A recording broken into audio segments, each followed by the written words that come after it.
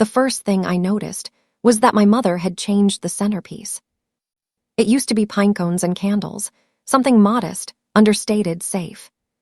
Tonight it was crystal, tall, sharp-edged, reflecting the chandelier's light so aggressively it hurt to look at for too long. That should have warned me. Christmas at my parents' house had never been about comfort. It was about performance, about proving, silently and constantly, that you deserved your seat at the table. I paused in the doorway longer than necessary, my coat still on, the cold clinging to my sleeves. Snow drifted down outside in lazy spirals, thick and theatrical, like something out of a movie. Inside, the air was warm, perfumed, heavy with cinnamon and roasted meat and expectation. "Emily," my mother called, relief flickering across her face the moment she saw me. "You made it." The words carried a subtext she didn't bother hiding. You didn't embarrass us by not showing up. I smiled, small and careful, and stepped inside. The house looked perfect, painfully so. Every surface gleamed. The hardwood floors shone like mirrors. Garland wrapped the banisters in tight, symmetrical loops. The Christmas tree, 12 feet tall, professionally decorated, stood like a monument in the corner of the living room, every ornament placed with surgical precision. Nothing in this house was accidental, not anymore. I slipped off my boots and held my coat instead of hanging it with the others. I didn't know why. Maybe some part of me already understood that I wouldn't be staying long. The dining room buzzed with conversation, laughter rising and falling in practiced rhythms. As I entered, voices softened, not stopped, just adjusted, like a song changing key.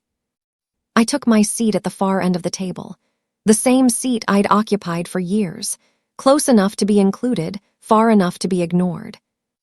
My father sat at the head, posture straight, expression unreadable.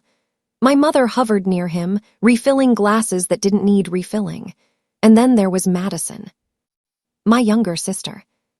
She looked flawless. Her hair fell in glossy waves over her shoulders, not a strand out of place.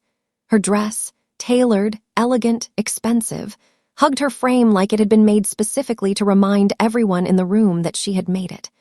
A diamond bracelet circled her wrist, catching the chandelier's light every time she moved her hand.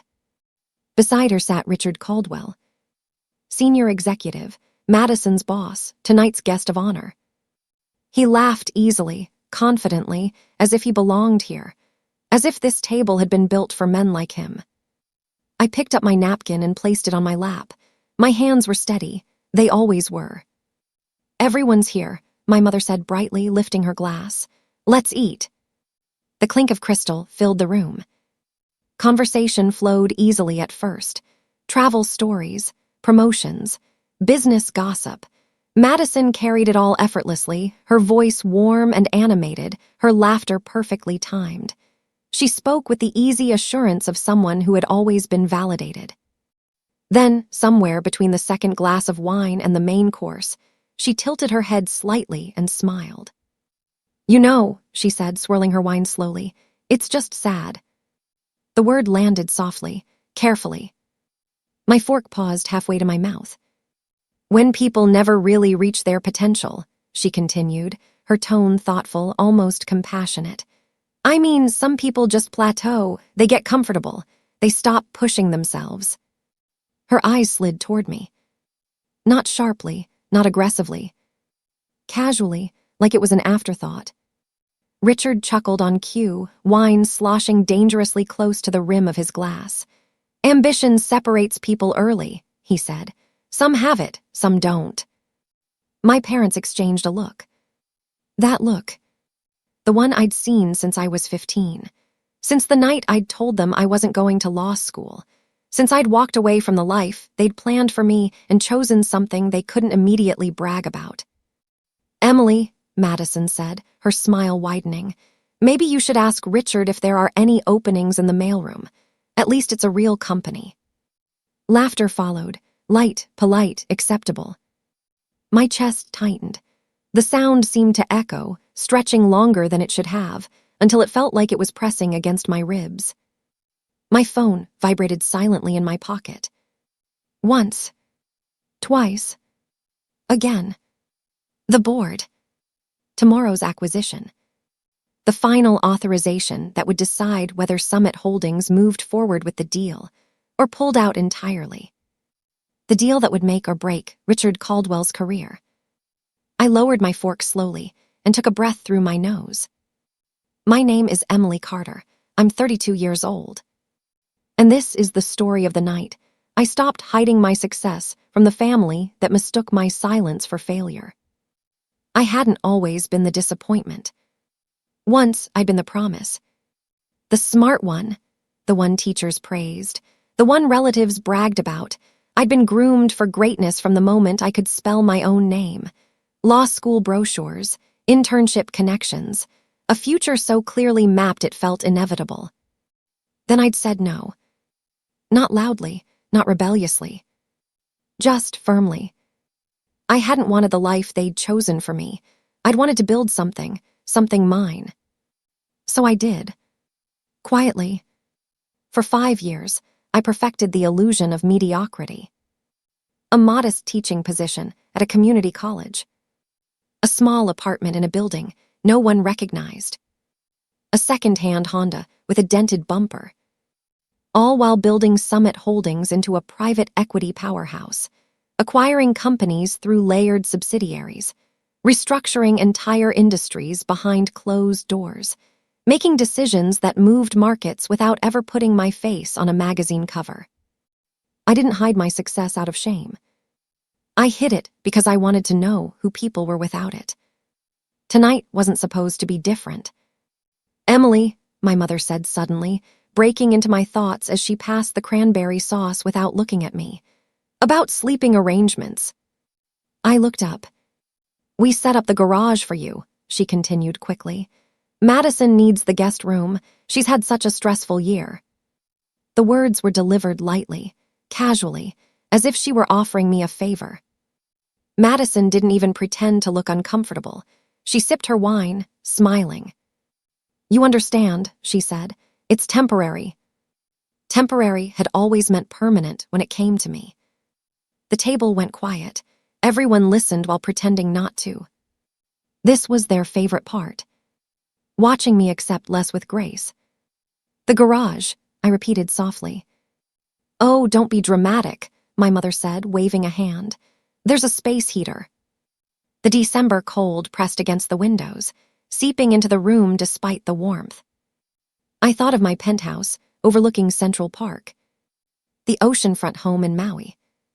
The private island I'd purchased last summer under a holding company no one could trace back to me.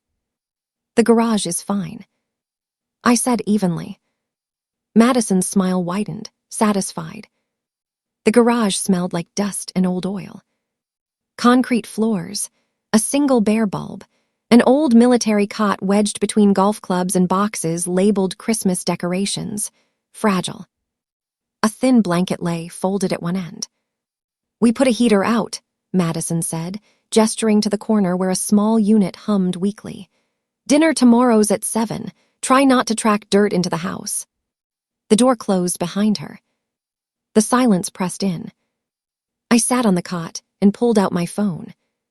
3 urgent emails from the board. 2 missed calls from my assistant. Richard Caldwell has requested another meeting before tomorrow's board review. I smiled faintly. Tell him I'm still in London. A pause. Let him think I'm unavailable. I leaned back, staring at the ceiling. They thought they'd reduce me to a garage. They had no idea I owned the house next door. The next evening, I walked back into the dining room at exactly 7.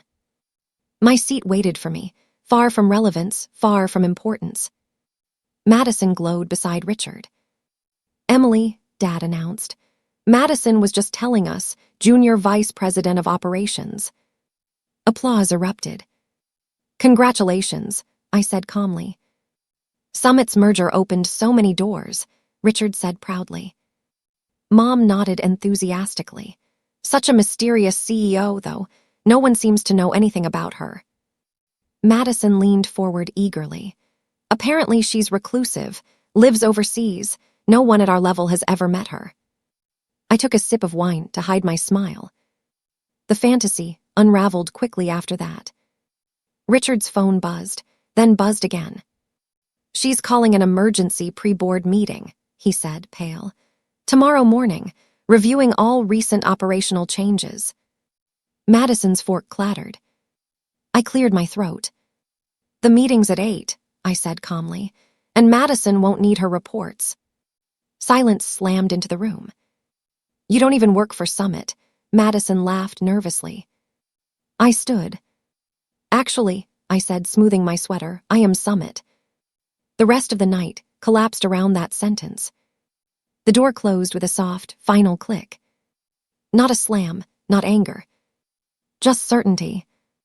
That sound, the gentle, unquestioned closing of the door, landed heavier than any insult Madison had thrown at me that night.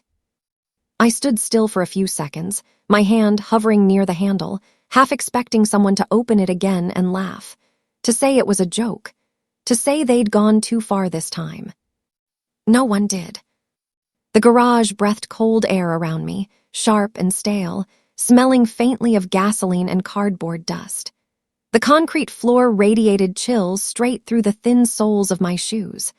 Somewhere in the corner, the space heater hummed weakly, a pathetic imitation of warmth. I took a step forward. The cot creaked under my weight as I sat down. It was narrow, military-issued, its fabric stretched thin from decades of use. My knees nearly brushed the boxes stacked beside it, Christmas decorations, labeled carefully in my mother's handwriting. Fragile. I let out a slow breath. This wasn't new. The garage was just a setting, a symbol, another version of the spare bedroom, the pull-out couch, the afterthought seat at the table, the physical manifestation of a role I'd been assigned years ago. The one who got less. I slid my phone from my pocket. The screen lit up immediately. 5 missed notifications. 3 emails marked urgent. 2 calls from my assistant, Rachel. I ignored them for now. Instead, I opened my messages and scrolled, rereading the same sentence I'd seen earlier at the dinner table. Tomorrow's acquisition requires final authorization. Board awaiting your decision. Tomorrow.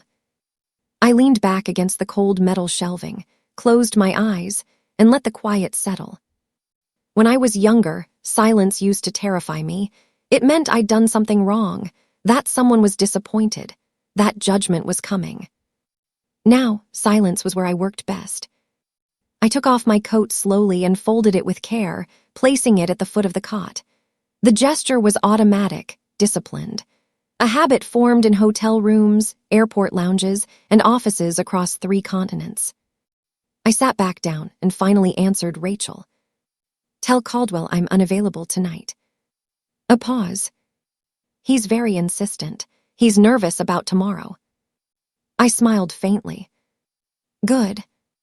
I glanced around the garage again, taking inventory the way I always did, out of instinct, not resentment. The golf clubs leaned crookedly against the wall, Dad's pride and joy. He never offered to teach me to play. That had been Madison's thing. The boxes were stacked carelessly, though labeled meticulously. Wrapping paper, ornaments, wreaths, sentiment without intention. The heater sputtered. I pulled my sweater tighter around myself and sat on the cot, phone in hand, the glow of the screen illuminating the concrete walls.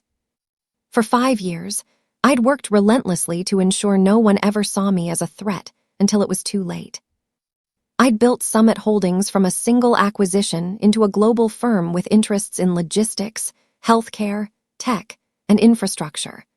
I'd negotiated deals in rooms where men twice my age underestimated me until the moment contracts were signed and power shifted hands. I'd learned that the most dangerous position wasn't dominance. It was invisibility. The garage was just another version of that. I woke before dawn. Not because I was cold, though I was, but because my body no longer slept deeply when I stayed in places that weren't mine. The heater had shut off sometime during the night. The air was brittle, my breath visible in faint clouds as I sat up and rubbed my arms. For a moment, I just listened. The house above me was quiet. No footsteps, no voices, no concern. I stood, stretched slowly, and reached for my phone. A new message from Rachel. Board pushing for early call. Caldwell has requested to present revised projections. I exhaled through my nose. He was scrambling. I typed back. Schedule board call for 8:00 a.m. EST. No revisions. Another pause. Understood. Also, Caldwell asked again where you are. I hesitated. Tell him I'm still overseas. London. Yes. I slipped my phone back into my pocket and changed quietly, pulling fresh clothes from my bag. Simple, neutral, forgettable. I opened the garage door slowly and stepped into the kitchen. My mother stood at the counter, already dressed, already busy. Oh, she said, startled, then quickly composed herself. You're up early. I didn't sleep well, I replied. She nodded absently. Well, try not to disturb Madison. She had a long night. Of course she had. I'll be out for a bit, I said. She hummed in acknowledgement, already turning back to her coffee. No question where I was going. No offer of breakfast. No apology. I slipped my coat on and stepped back into the snow. Dinner that night was worse. Because now they were comfortable. Comfortable with their assumptions. Comfortable with my silence. Comfortable believing they had me exactly where they belonged. I arrived at 7 sharp. Madison was already seated beside Richard, her posture perfect, her laughter effortless. She glanced at me briefly, then looked away. Dad cleared his throat. Madison was just telling us about her promotion. I smiled. Congratulations. Richard beamed. She's one of our rising stars. Summit's merger opened doors we never imagined. Mom nodded eagerly. We were worried when we heard about the acquisition, but everything turned out wonderfully. Madison leaned forward. The CEO is fascinating, actually, so mysterious. No one ever met her. I took my seat. Apparently, she continued, she's a recluse, lives abroad. Some say she doesn't even exist. Laughter rippled around the table. I lifted my glass and took a sip. She exists, I said quietly. Richard chuckled. I'd love to meet her someday. She's been impossible to reach. My phone vibrated. Once. Twice. Richard's phone buzzed at the same time. He checked it and froze. His smile faltered. Excuse me, he said abruptly, standing. I need to take this. He stepped into the hallway, but his voice carried. Yes, I understand. Tomorrow's meeting. Of course. I've been trying to reach her. Madison frowned. When Richard returned, his confidence was gone. They've scheduled an emergency pre-board review, he said. Tomorrow morning. Madison's fork slipped from her fingers. What? She whispered. But it's Christmas. He swallowed. She doesn't care. I set my glass down. The meeting's at 8, I said calmly. Everyone turned toward me. Richard blinked. How would you? And Madison won't need her reports, I continued. I've already reviewed them. The room went very still. Madison laughed, sharp and uncertain. Emily, what are you talking about? I met her eyes for the first time that night. I think, I said evenly, you should listen. Silence has weight. It presses against your ears. It thickens the air. It makes even the smallest movement feel loud and unforgivable. After I said I've already reviewed them, no one spoke. Madison's laughter lingered in the space between us, thin and brittle, like glass about to shatter. Her smile didn't fall immediately. That would have been too honest. Instead, it froze, locked in place by disbelief. What are you talking about? She asked again, softer this time, less performative. You don't even work for Summit. Richard's eyes flicked between us, his confidence draining in real time. He sat straighter, shoulders tense, like a man realizing too late that he'd misread the room. I didn't answer right away. I picked up my napkin, folded it once, and placed it neatly beside my plate. A small, deliberate act, the kind that unsettles people more than shouting ever could. I do work for Summit, I said calmly. In fact, my mother laughed. It burst out of her suddenly, high and sharp. Oh, Emily, don't start. This isn't funny. Dad shifted in his chair. Enough, he muttered, though I wasn't sure who he was talking to. Madison shook her head, relief creeping into her expression as she latched onto the familiar narrative. You've always done this, she said, rolling her eyes. You exaggerate. You want attention. Richard cleared his throat. Emily, he said carefully, indulgently, the way men speak to women they assume are harmless. Summit Holdings is a global firm. Their CEO is, well, she's not. Not what you expected, I finished for him. I stood. The chair scraped softly against the floor, and the sound cut through the room like a blade. Everyone looked up. I wasn't shaking. I wasn't angry. I wasn't smiling. I was calm. I didn't want to do this tonight, I said, but you've all made it very clear that silence won't earn me respect. Madison scoffed. You're embarrassing yourself. I reached into my pocket and pulled out my phone. Richard's breath caught. I'm Emily Carter, I said evenly, turning the screen toward him. Founder and CEO of Summit Holdings. He leaned forward instinctively, then froze. My company ID glowed on the screen. Secure watermark, biometric seal, my photo, my title. The color drained from his face. That's not, Madison whispered. That's fake. Richard's mouth opened. Closed. Opened again.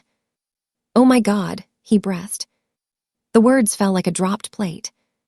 My mother's wine glass slipped from her fingers. It shattered against the tablecloth, red liquid blooming across white linen like a spreading wound. No one moved to clean it. You're lying, Madison said, standing abruptly. This is a joke. You've always been jealous. I acquired your company 18 months ago, I said quietly, through a subsidiary. The full merger finalized last year. Richard staggered back into his chair. That's impossible, he said hoarsely. The board reports to me, I finished. Every quarter, every decision, including the restructuring Madison led. Madison turned to him, panic flashing across her face. Richard. He didn't look at her. How much? He asked me. 3.1 million, I replied. That's what the inefficiencies cost. My father finally spoke. You made her sleep in the garage, he said faintly, as if the words had just reached him. Yes, I agreed. You did. The room felt smaller now, the walls closer, the chandelier too bright. You said you were a teacher, my mother stammered. I am, I said. 1 class per semester, community college, I like teaching. Madison laughed hysterically. This is insane. You live in a tiny apartment. I own the building, I said. You drive a Honda. I prefer it. Richard buried his face in his hands. Mrs. Carter, he whispered. I had no idea. No, I said gently. You didn't. I turned to Madison. Do you remember Sarah? I asked. She blinked. Who? Accounting, I continued. She asked you for time off for her son's surgery. Madison swallowed. You denied her, I said, called it unprofessional. I looked back at Richard. I approved her leave personally, I said, and arranged the specialist. Richard's shoulders sagged. That's what leadership looks like, I said softly. Not titles, not bonuses. Madison's voice cracked.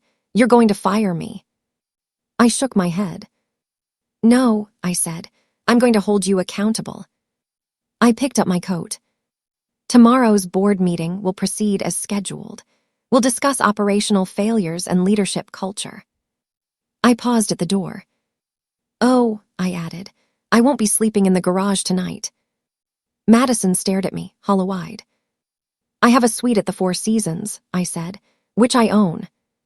Snow fell harder outside as I stepped into the night.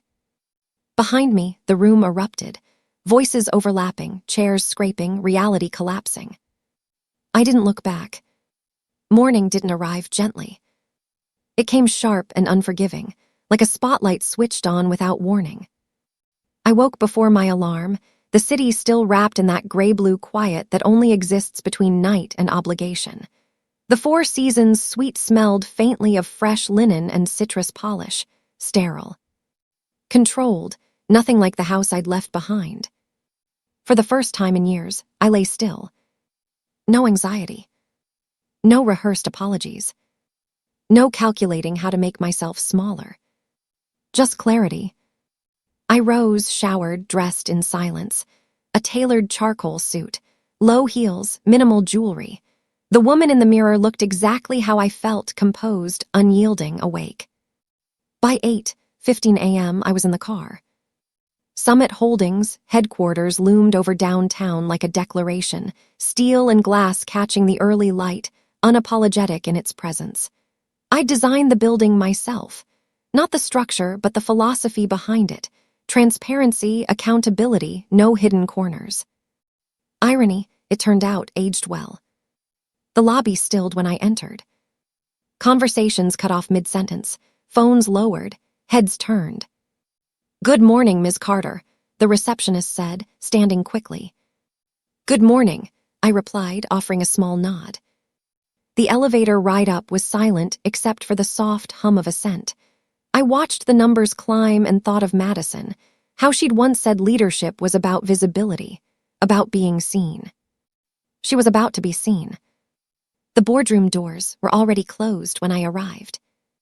Inside, the air buzzed with tension. Richard sat rigid at the far end of the table, tie loosened, eyes hollow. Two board members whispered urgently to one another. Laptops glowed.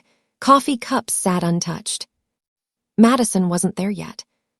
I took my seat at the head of the table. The room shifted. "Let's begin," I said. A beat passed. Richard cleared his throat.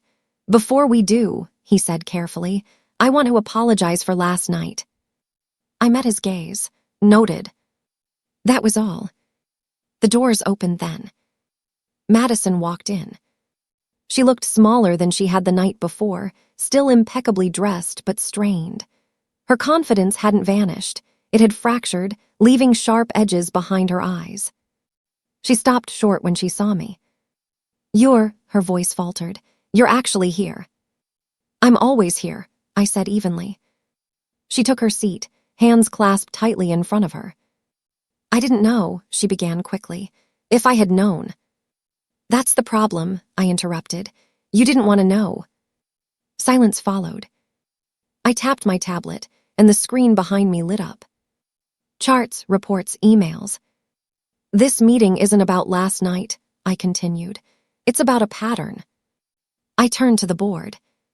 For 2 years, the culture under Madison's leadership rewarded intimidation, penalized vulnerability, and treated human lives as line items. Madison shook her head. "That's not fair." "It's documented," I replied. I clicked again. Emails surfaced. Denied leave requests, dismissive responses, performance penalties tied to personal emergencies. Faces around the table hardened. Richard stared at the screen, jaw clenched. "I gave you room to lead," I said, looking directly at her now. "I protected your autonomy, and you used it to replicate the very cruelty you once claimed to despise." Her eyes filled, but she didn't cry. "I was under pressure," she said weakly. "So was everyone you crushed," I said. I turned back to the board. "I'm instituting immediate changes, leadership reviews, anonymous reporting, mandatory ethics oversight." A murmur rippled through the room. "And Madison," I added, "will be stepping down from her current role." Madison stood abruptly. "You can't do this," she said. "I built that department." "You managed it," I corrected, "at cost." She looked around the room for support. None came. Richard finally spoke. "This is necessary." Her shoulders sagged. "What happens to me?" she asked quietly. I considered her, not as my sister, not as my rival, but as a person standing at the edge of consequence. "You'll be reassigned," I said, "with oversight if you choose to stay." Her mouth trembled. And if I do, then you'll leave with your severance, I replied, and your record intact. The meeting adjourned an hour later. By the time I stepped back into the elevator, the weight I'd carried for years had loosened its grip. At noon, my phone buzzed. Mom. I didn't answer. Another message followed. We need to talk. I stared at the screen, then placed the phone face down on the table. For the first time, I understood something clearly. Closure doesn't come from confrontation. It comes from choosing what you no longer carry. Outside, the city moved on cars honking, people rushing, life continuing without pause. And for once, so did I. The house was quiet when I returned. Not empty quiet. There was a difference I'd never understood before. Sunlight filtered through the tall windows, dust motes drifting lazily in the air. The ocean beyond the glass was calm, indifferent to everything that had happened inside these walls. Waves rose and fell without memory, without guilt. I stood in the foyer for a long moment, keys still in my hand. This house had once been a sanctuary. Then it became a bargaining chip. Then a battlefield. Now it was simply mine again. I walked through each room slowly, deliberately. The guest room where my parents had stayed, immaculate, unused, as if they'd never really belonged there. The kitchen where my mother used to rearrange things to make them better, leaving nothing where I'd placed it. The living room where Madison once laughed too loudly, feet on the furniture as if ownership could be claimed by comfort alone. I didn't rush. I let myself feel it all. Not anger. Not triumph. Release. My phone buzzed on the kitchen counter. I didn't look at it right away. I made tea instead. The ritual grounded me. The kettle, the steam, the small, ordinary choices that no one could override. When I finally picked up the phone, there were no missed calls this time. Just one message. Dad, your mother is having a hard time. We don't understand why you've shut us out. I read it once, then again.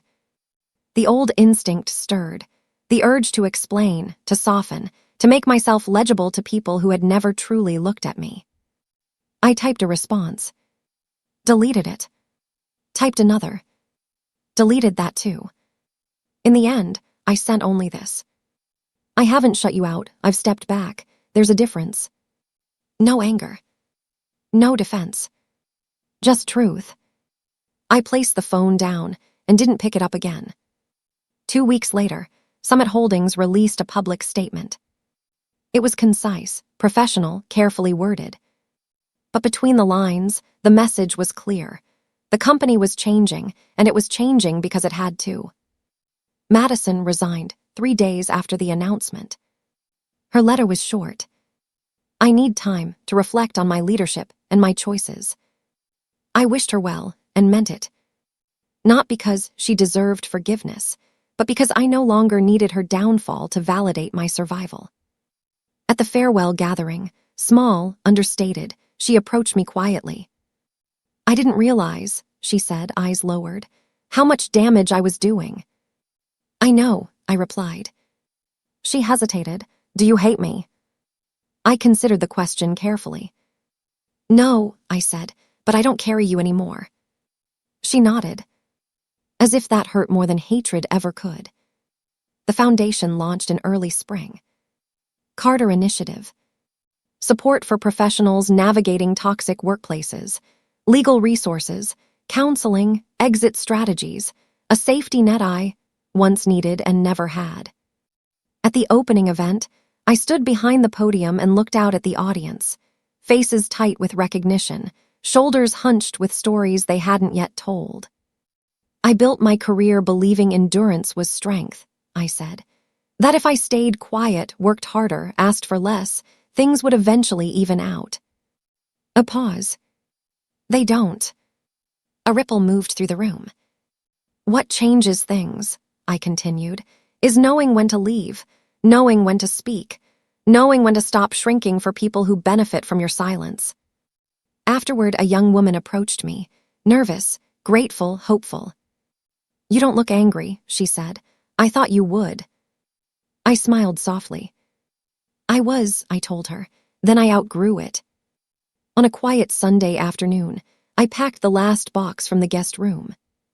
Inside were things my mother had left behind: scarves, books, a framed photo of the four of us years ago, smiling into a future that hadn't turned out the way anyone expected. I held the photo for a moment. We looked happy, or at least convincing. I placed it gently into the box and taped it shut. Not erased. Not destroyed. Just stored where the past belongs. That evening, I sat on the back deck as the sun dipped into the ocean, painting the sky in bruised purples and golds. The breeze was cool. The world felt wide again. For the first time in my life, my worth wasn't tied to usefulness. Not as a daughter. Not as a sister. Not as a buffer. Just as myself. I raised my glass, not in celebration, not in defiance, but in acknowledgement. Of survival. Of choice. Of the quiet, radical act of becoming someone new. Legacy, I realized, isn't what you leave behind for others to take. It's what you finally claim for yourself. And this was mine.